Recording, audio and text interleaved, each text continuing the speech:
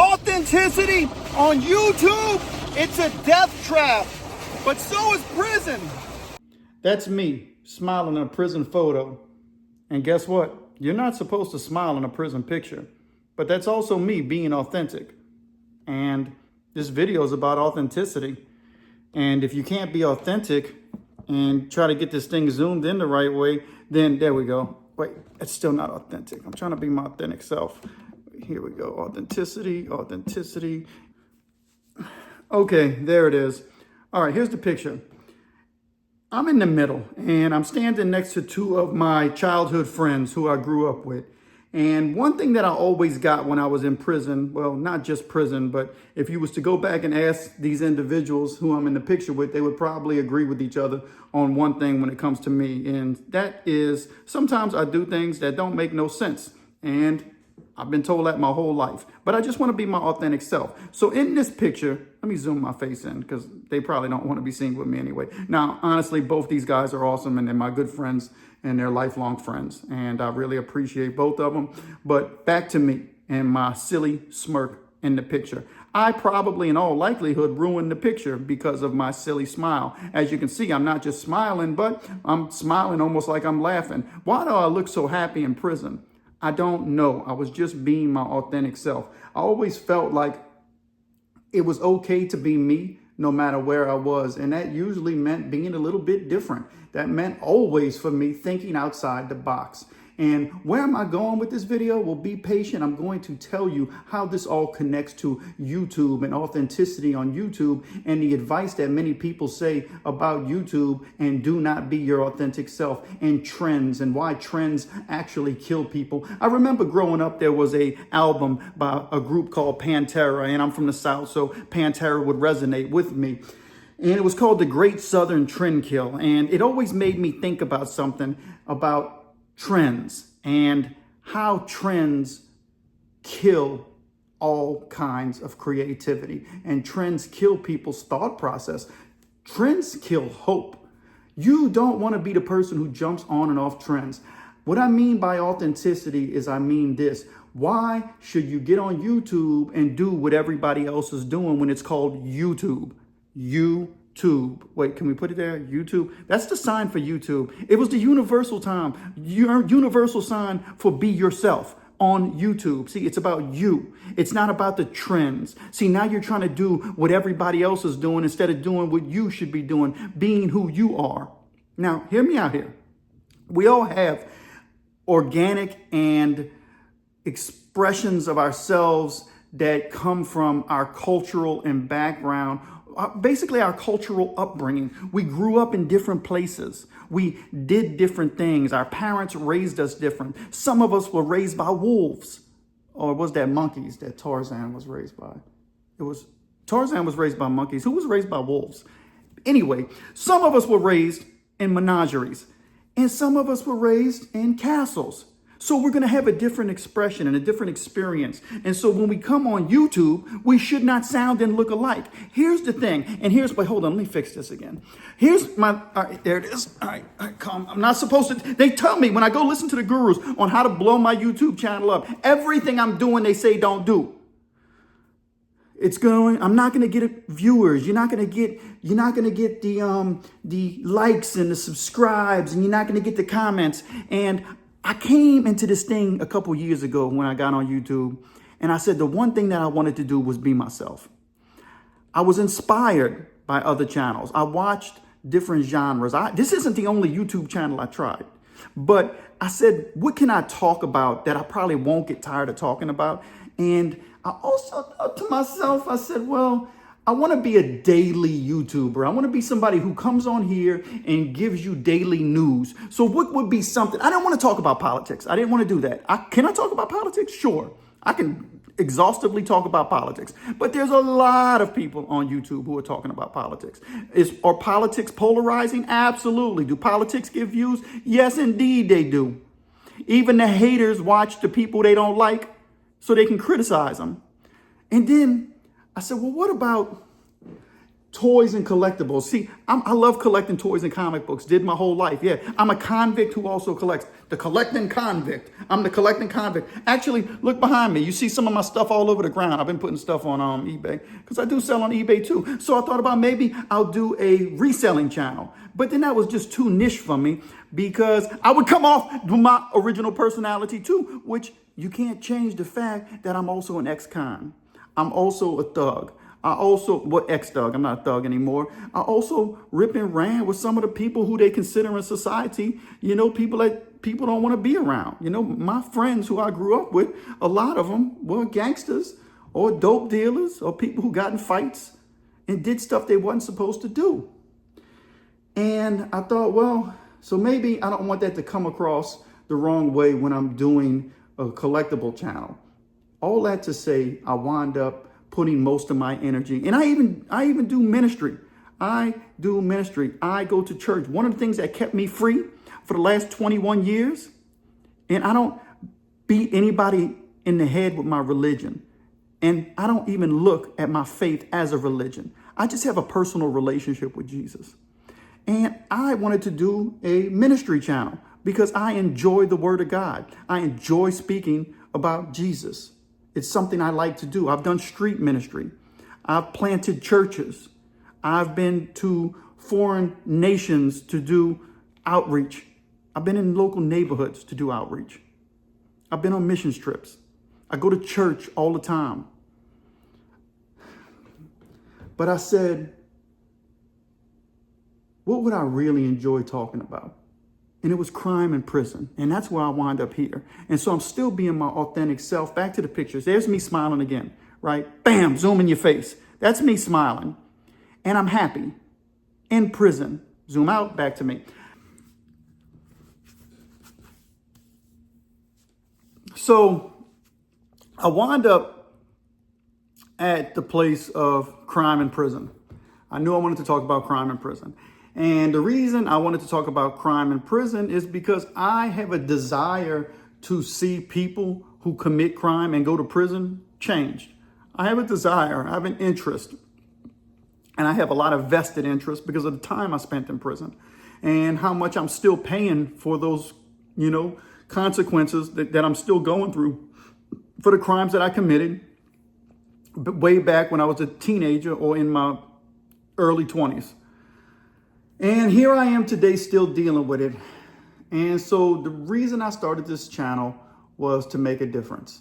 And I wanted to be able to talk about crime in prison and to talk about it daily. A lot of people come on here and they regurgitate the same stories over and over again. And it's insane to me the amount of interest that people have on hearing dudes in prison fighting dudes in prison, fighting dudes in prison, fighting dudes in prison, fighting dudes in prison, fighting dudes in prison. Dude, go watch an MMA match and you can see it in real life. For some reason, there's a fixation to constantly hear about somebody fighting in prison. That's all people do. Fight in prison, fight in prison. Next story, fight in prison. Next story, this gang got in a fight with this gang. I never was going to do that because I wasn't going to be my authentic self. Now, am I going to tell stories about gangs and people who fight in prison? Sure. And ultimately, I'm going to have people who come on this channel and tell their stories of fighting in prison and people fighting in prison. But I didn't want to be exclusively glamorizing fighting in prison. I didn't want to be a channel that glamorized the lifestyle of prison. I see people who are out here, man, and they're acting like they're still in their teenage years. And man, you 50, man. You 60. Even if you 30, you can't act like you was in your 20s. That's not a good thing. That's not a good place to be. And then I knew that if I did that, it would offend some people. Sure enough, man, I offended some. You should see, I got some messages. Man, what kind of clown are you, bruh? You ain't hard enough, bruh.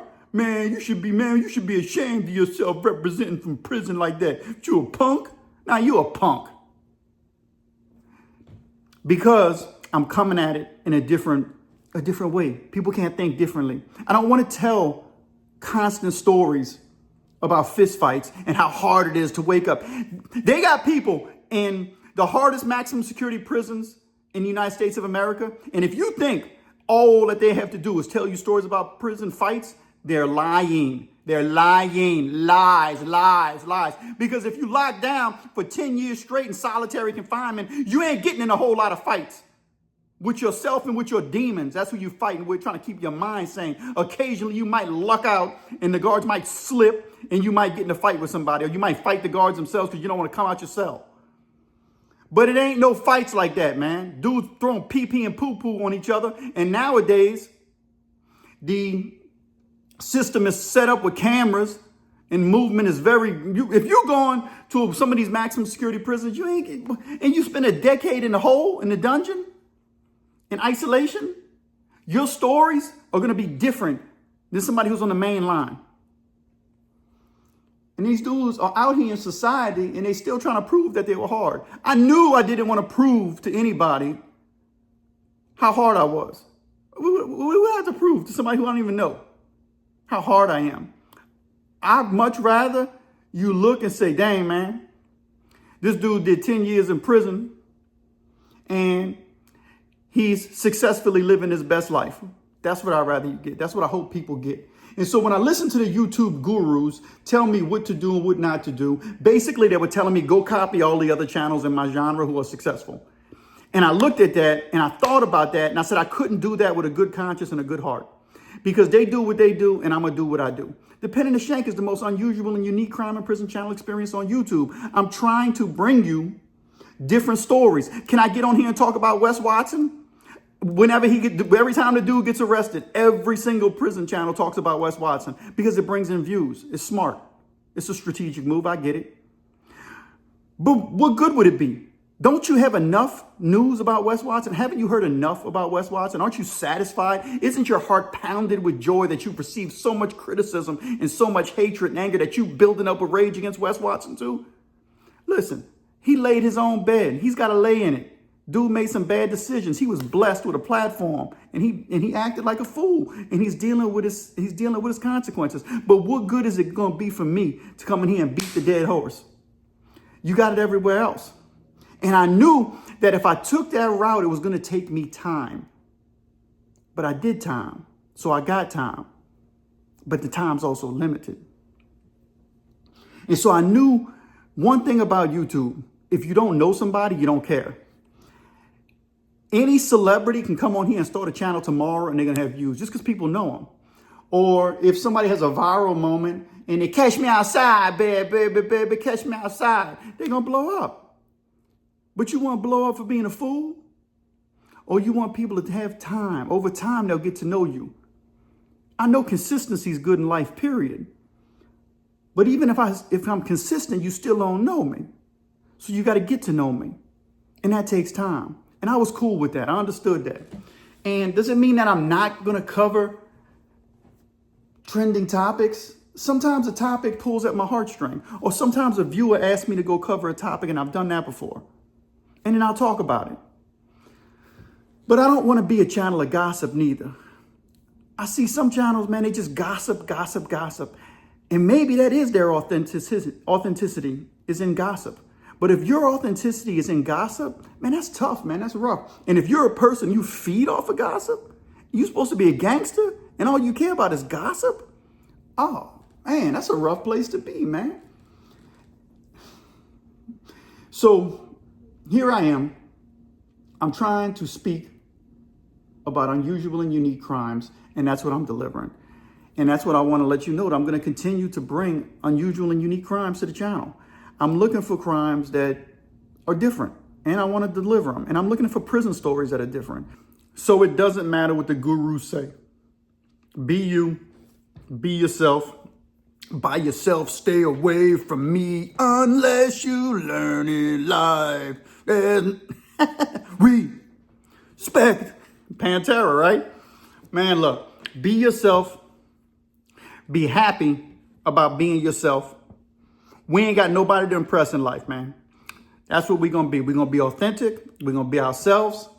And we're going to enjoy this journey called life, because we only get it once. And we don't know when our story is going to stop. We don't know when our story is going to end. And so me making this video is all part of my story. And then maybe somebody can go back and look at my story. I don't know what tomorrow holds. And sometimes I doubt myself. And sometimes I doubt the video I make. And sometimes I doubt the things I say. Sometimes I doubt my own thoughts and my actions and my decisions. And then you can get into that mental game where you start wrestling with your past. Well, I should have done this. I could have done this. And that's useless too. I mean, use your past as a stepping stone, as a building block. But to let our past weigh us down, it doesn't accomplish anything. It only holds us back even further. And then we waste another day. And then you just got to organize these thoughts we got and then do this thing called life and just be ourselves. And I want to tell you original stories. And that's why if you go back and watch this video that I'm going to connect at the end of this video, I'm going to put a link in the description about boredom in prison and cell extractions and the time that somebody found a fish in the prison toilet. That's one of these stories you're just not going to get in the prison genre. Ain't none of these guys telling these stories. I'm gonna link it. I want you to really go watch this video. This is a story I think is really phenomenal that happened in prison, where a guy found a fish in his toilet. And I'm gonna connect that video at the end of this video, and I'm gonna put a link in the description. A fish in the toilet. And that's what I want to bring to the Pen and the Shank. And if you're a part of the community and you've been here already, and I got some phenomenal, everybody who's a part of the Pen and the Shank is phenomenal. We don't have to agree all the time.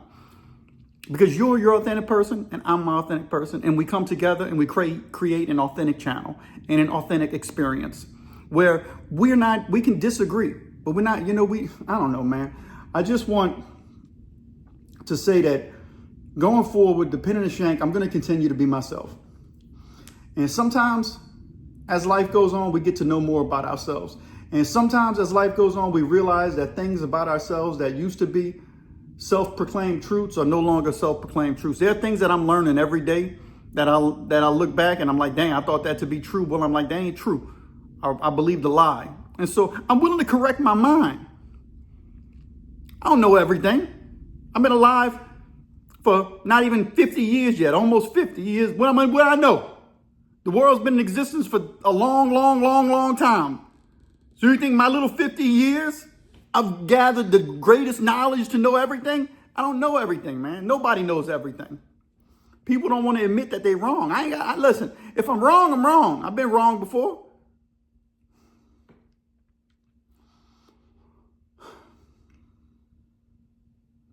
Like and subscribe. Comment on this video. It really helps. I don't know if the algorithm reads authenticity, but I believe that people do. And I believe that there are a million people out there that want to hear what I'm talking about. There are a million people who, when they see this, my channel, and they see me, and they see the community that we built together, us, they're going to say, I want to be a part of that. I like that authenticity. It resonates with me. There's a million people out there. And so I believe that if I stay the course, we will get to 1 million subscribers. And I'll be able to make a living doing daily crime and prison stories.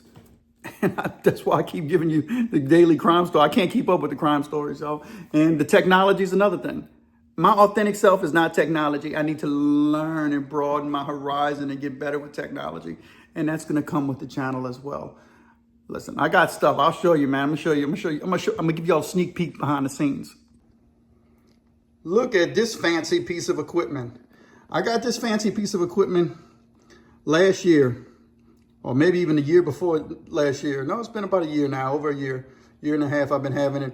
And I've used it a few times, but my cousin's teaching me how to use it. And it's a mixer. It does audio and video.